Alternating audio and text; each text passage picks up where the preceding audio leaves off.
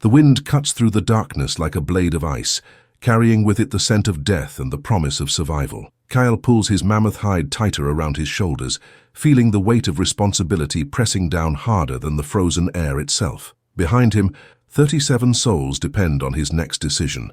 Men, women, children whose eyes reflect both trust and terror in the flickering light of their precious fire. 22,000 years ago, the world belongs to ice. Glaciers stretch across continents like sleeping giants, their frozen breath creating a landscape so alien that modern humans would struggle to recognize it as Earth. But for Kael's people, this is home, a world where every sunrise might be their last, where survival isn't guaranteed but earned through blood, sweat, and an unbreakable will to live. The ice sheets have locked away so much of the world's water that sea levels have dropped by nearly 400 feet. Where today's travelers cross the Bering Strait by boat or plane, an entire continent of land stretches between Asia and North America, a bridge of opportunity that beckons to those brave enough to cross it. Scientists call it Beringia, but to Kael's people, it's simply the path forward, the route to tomorrow. Kael's weathered hands trace the carved bone in his pouch, a map passed down through generations of his lineage. The symbols etched into its surface tell a story older than memory, of herds that migrate with the seasons, of rivers that never freeze, of valleys sheltered from the killing winds. His grandfather spoke of lands beyond the great ice, places where the sun shines longer, and the hunting grounds stretch beyond the horizon. But getting there means crossing 1,000 miles of the most unforgiving terrain on the planet. The group stirs behind him as dawn breaks over the tundra, painting the ice fields in shades of gold and crimson. These aren't the primitive cave dwellers of popular imagination. They're sophisticated survivors whose knowledge of their environment would put most modern outdoor enthusiasts to shame. They can read weather patterns in cloud formations, track animals across frozen ground days after their passage, and create tools from bone and stone that rival modern implements in their effectiveness. Anya emerges from the shelter, her infant son bundled against her chest. At 19, she's already outlived 3 winters that claimed weaker members of their original tribe. The baby represents both hope and vulnerability, new life in a world that seems determined to extinguish it. Her eyes meet Kael's, and in that moment, he sees the question that haunts them all. Will this journey lead to salvation, or become their final march into oblivion? The decision to leave wasn't made lightly. For weeks, the signs have been unmistakable. The herds are moving, following ancient migration routes toward lands their ancestors once knew. The reindeer, the horses, even the massive woolly mammoths are streaming eastward across the land bridge that connects their world to another. Where the animals go, humans must follow, because in this ice-locked realm, to lose track of the herds means starvation. But this migration is different from the seasonal movements they're accustomed to. This is a one-way journey into the unknown, a leap of faith across a landscape that could kill them in 100 different ways. The temperatures regularly drop to 40 degrees below zero, cold enough to freeze exposed skin in minutes. Blizzards can last for days, burying entire groups under walls of snow and ice. And then there are the predators, cave lions with fangs like daggers, short-faced bears that tower over men, and dire wolves that hunt in packs large enough to bring down mammoths. As the group begins to move, Kael can't shake the feeling that they're being watched. He's right. Across the vast expanse of the tundra, other groups are making the same desperate journey. Some are allies, tribes bound by marriage and trade relationships that stretch back generations. Others are strangers whose intentions remain unclear. And a few are enemies, competitors for the same scarce resources that mean the difference between life and death. The archaeological evidence tells us that these early Americans weren't making this journey alone. Genetic studies reveal that the founding population of the Americas consisted of multiple waves of migrants, each bringing their own tools, traditions, and survival strategies. Some followed the coast, using sophisticated watercraft to navigate the treacherous waters between ice and land. Others took inland routes, following river valleys and natural corridors through the continental ice sheets. 3 days into their journey, disaster strikes with the sudden violence that defines life in the Ice Age. A blizzard sweeps across the tundra without warning, transforming the world into a white hell where visibility drops to mere feet. The wind howls like a living thing, driving ice crystals with enough force to strip skin from bone. Within minutes, the group's carefully maintained formation dissolves into chaos as individuals struggle simply to remain upright against the storm's fury. Kael fights through the driving snow, calling out names, trying to maintain contact with his people. The cold is so intense that his breath freezes before it leaves his mouth, forming ice crystals that cling to his beard and threaten to seal his airways shut. This is how people die in the Ice Age, not dramatically, but quietly, as the cold simply steals away their ability to function until they lie down in the snow and never get up. Through the storm, he hears Anya's voice, thin and desperate, calling for help. Following the sound, he finds her huddled over her baby, using her own body heat to keep the infant alive. The child is barely breathing, his tiny face blue with cold, despite his mother's sacrifices. In this moment, Kael faces the brutal arithmetic of survival. Save one child and risk the lives of 37, or make the terrible choice that leaders in the Ice Age sometimes must make. But this is where human ingenuity shines brightest, in the face of impossible odds. Kael doesn't abandon the child. Instead, he rallies the group into a survival formation, passed down through countless generations. They form a circle with their backs to the wind, sharing body heat and creating a pocket of relative warmth in the center. The strongest members take positions on the outside, rotating regularly to prevent anyone from bearing the full brunt of the cold for too long. For 18 hours, they huddle together as the storm rages around them. They share stories, sing the old songs, and remind each other why they chose this path. The baby survives, as do they all, because in the Ice Age, cooperation isn't just a social nicety, it's the foundation of human survival. The storm that could have destroyed them becomes instead a testament to their resilience, their refusal to surrender in the face of nature's overwhelming power. When the winds finally die and the snow stops falling, they emerge into a world transformed. The landscape that seemed harsh before now appears almost gentle in comparison to what they've endured. The sun breaks through the clouds, turning the snow-covered tundra into a field of diamonds that stretches to the horizon. In the distance, they can see the dark shapes of animals moving, the herds they've been following unaffected by the storm that nearly claimed human lives. But the storm has cost them precious time and resources. Their food supplies are running dangerously low, and the delay means they're falling behind the main migration of animals they depend on for survival. Kael makes a decision that will echo through history. Instead of following the safer but slower inland route, they'll strike out directly across the most treacherous part of the land bridge, gambling everything on speed over caution. This decision reflects one of the most remarkable aspects of the peopling of the Americas, the sheer audacity of the journey. Modern reconstructions suggest that crossing Beringia required traversing over 1,000 miles of Arctic tundra, much of it during the depths of the last ice age. The migrants weren't just walking across a narrow strip of land, they were crossing an entire subcontinent, complete with its own weather systems, river networks, and ecological zones. As they push deeper into this frozen wilderness, signs of other human presence become more frequent.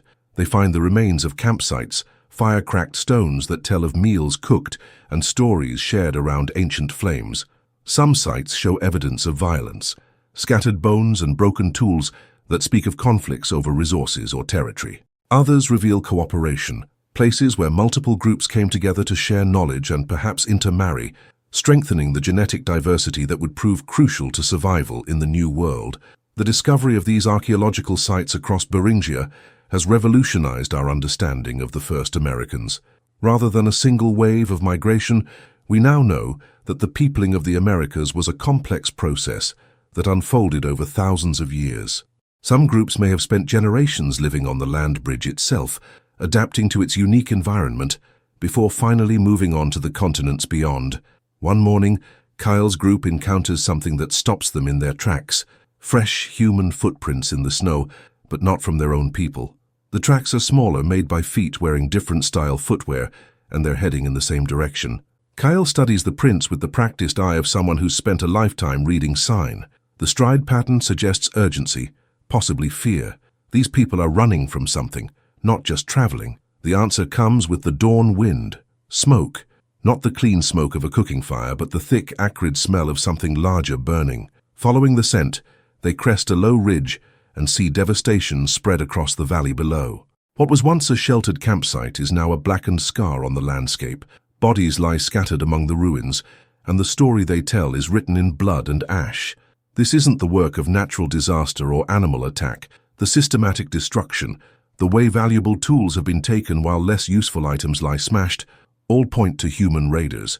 In the Ice Age, as in every age since, humans are often their own worst enemy. Competition for resources can turn deadly with shocking speed, especially when survival margins are already razor-thin.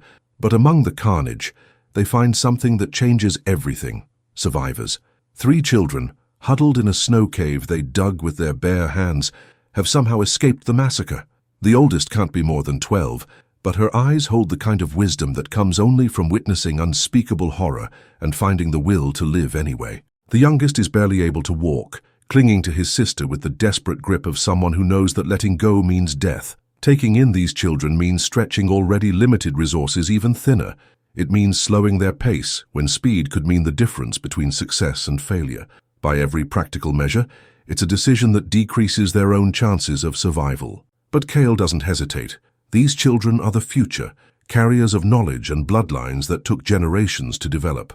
To abandon them would be to abandon part of humanity itself.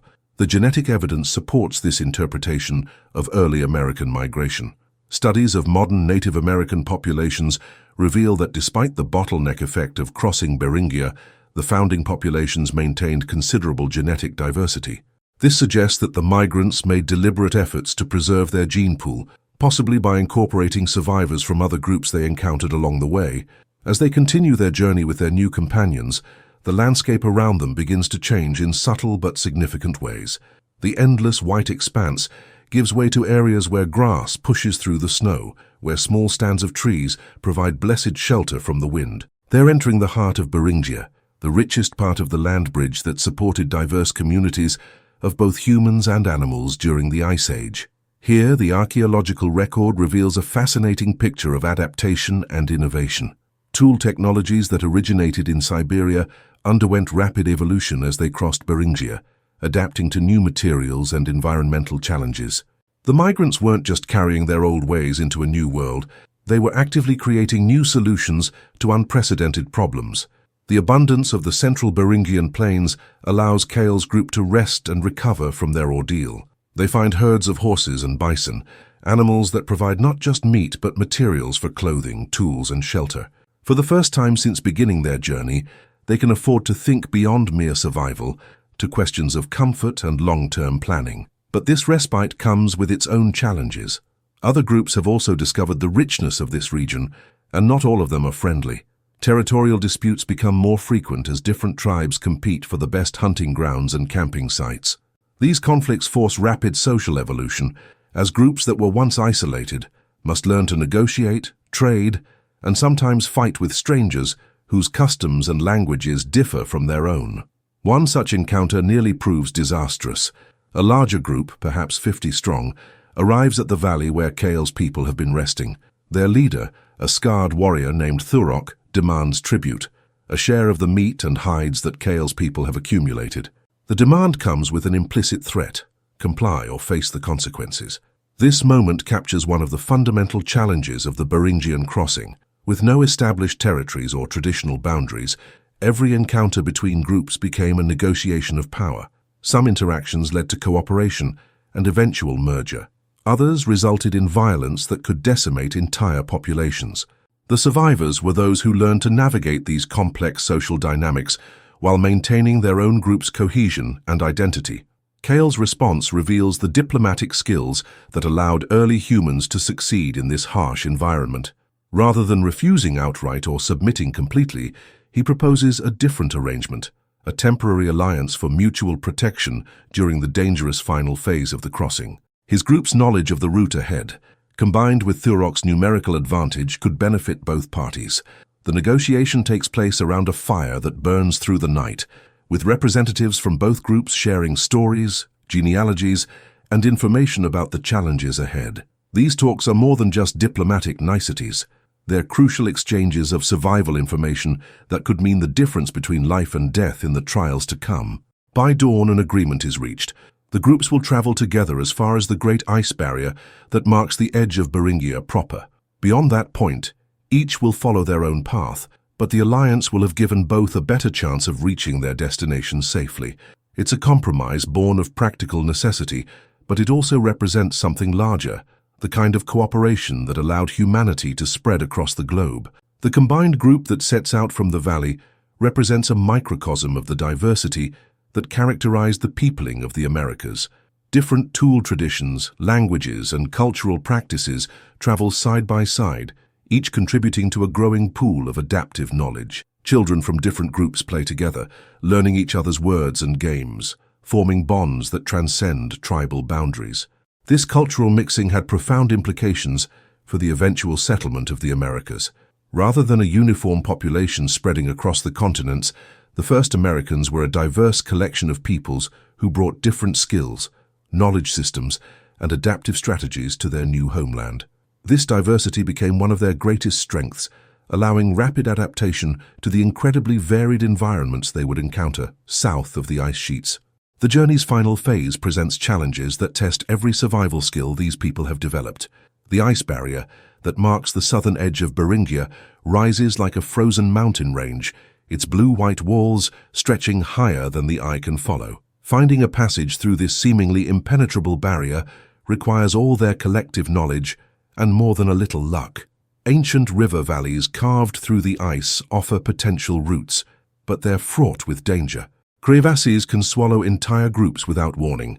Unstable ice formations can collapse, crushing anyone unfortunate enough to be beneath them. And the cold in these ice tunnels is so intense that it seems to have physical weight, pressing down on travelers like a living thing.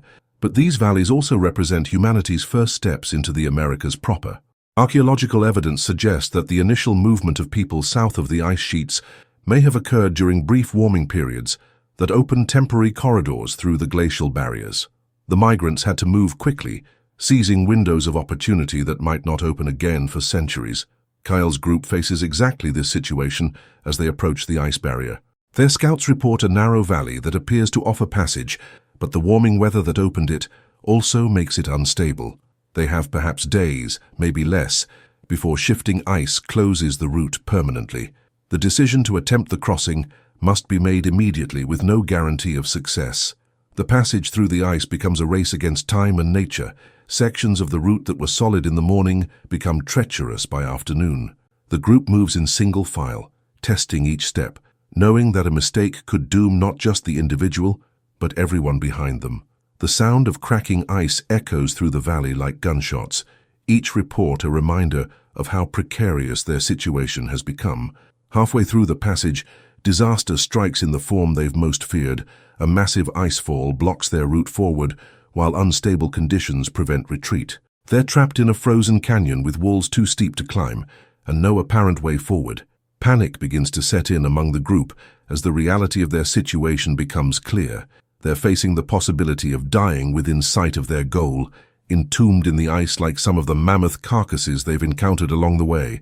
But human ingenuity shines brightest in the darkest moments. Anya, who has said little during the journey, speaks up with an observation that changes everything. The ice fall that blocks their path isn't solid. Water is flowing beneath it, carving a tunnel that might be large enough for people to crawl through.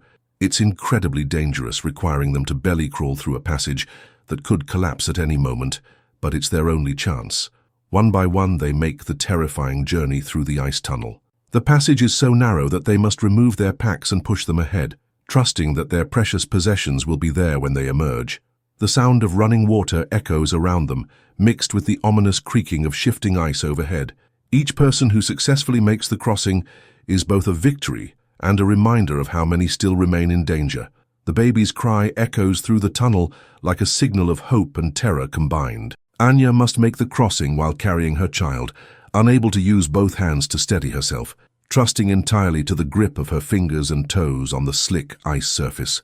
The moment when she emerges into the light on the far side marks not just her personal triumph, but a symbolic victory for the future of humanity in the Americas. When the last person emerges from the tunnel, they find themselves in a world transformed. The landscape ahead is still covered in snow and ice, but something fundamental has changed. They can feel it in the air, see it in the way the light falls differently across the terrain. They've crossed the threshold. They're no longer in Beringia, no longer between worlds. They've become the first Americans, The archaeological record suggests that this transition from the Beringian land bridge to the American continents was both gradual and revolutionary. The migrants encountered environments unlike anything in their ancestral homeland: vast forests of spruce and pine, river systems that dwarfed anything they'd known, and animal populations that had evolved in isolation for millions of years. Adapting to these new conditions required rapid innovation in hunting techniques, tool technologies, and social organization. But the most profound change was psychological. For the first time in human history, people were living in a world with no knowledge of what lay beyond the next valley or mountain range. Every step forward was a step into the unknown, every decision a gamble on incomplete information. This uncertainty created a unique mindset, part explorer, part survivor, that would characterize American indigenous cultures for millennia to come. As Kael's group makes camp on their first night in the Americas, the magnitude of their achievement begins to sink in. They've traveled over 1,000 miles across some of the harshest terrain on Earth. They've survived storms that claimed other groups, crossed ice barriers that seemed impassable, and maintained their humanity in the face of conditions that would test anyone's spirit. But perhaps most importantly, they've carried with them the accumulated knowledge and genetic heritage of their ancestors. The tools they carry, the stories they tell, the skills they've mastered, all of these represent thousands of years of human development that has now been transplanted to a new continent. They are living vessels of cultural transmission, carriers of civilization itself into an untouched world. The baby sleeps peacefully in his mother's arms, unaware that he may be among the first humans born on the American continents. His very existence represents the ultimate success of the migration, not just survival, but the continuation of the human line in a new world. The genetic markers he carries will spread across 2 continents, becoming part of the founding lineage of countless future generations. Looking back across the ice barrier they've just crossed, Kael reflects on the journey that brought them here. The route they've followed will remain open for only a few more centuries before rising sea levels and changing climate patterns close it forever. They are part of a brief window in Earth's history, a moment when geography and climate aligned to allow this extraordinary feat of human migration. The stars overhead are the same ones their ancestors watched in Siberia, but everything else has changed. They've stepped into a new chapter of human history, one that will unfold over the next 15,000 years as their descendants spread across the Americas, adapting to environments from Arctic tundra to tropical rainforest, developing hundreds of distinct cultures while maintaining threads of connection to this moment of first arrival. The fire crackles in the cold night air, its light pushing back the darkness just as their courage pushed back the seemingly impossible challenges of their journey. Tomorrow will bring new mysteries to solve, new adaptations to master, and new discoveries that will shape the future of human civilization in the Americas. But tonight, under stars that shine on a world forever changed by their passage, they rest as the first Americans, the successful end of one story and the beginning of countless others that will flow from this single moment of triumph over the ice and darkness of the ancient world.